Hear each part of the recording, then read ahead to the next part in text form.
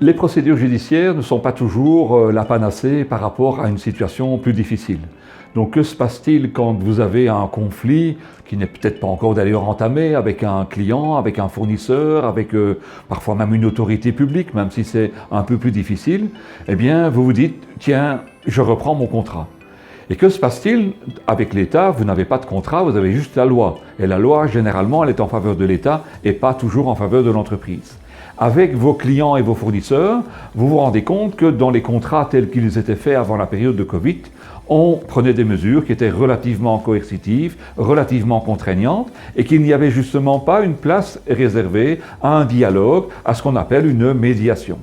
Alors, le raisonnement est de dire, OK, avec le client et les fournisseurs, on va mettre le contrat un peu de côté et on va essayer de trouver une solution.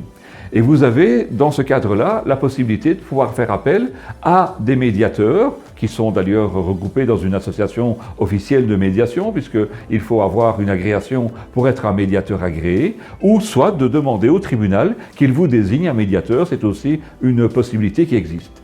Quel est le rôle du médiateur? Tout simplement, dans cette solution qui est un peu extraordinaire, puisqu'on est en dehors du contrat, c'est d'essayer de trouver le point commun entre les parties, de faire en sorte de rapprocher les parties avec un juste milieu et d'avoir comme cela un esprit qui fait, au lieu de se détendre chacun vers une solution unilatérale, on retend les points de vue et on essaye de trouver une solution.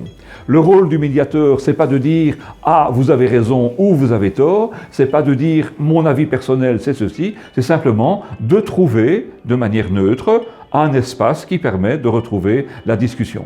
Alors il faut savoir qu'on estime qu'à peu près 75% des médiations sont efficaces et que dans ces cas-là, il y a la sortie de la médiation, la signature d'un compromis, d'un accord, d'une solution qui est reprise entre les parties, puisque chacun a fait un effort vers l'autre et on a ainsi pu essayer de trouver une solution correcte pour votre entreprise.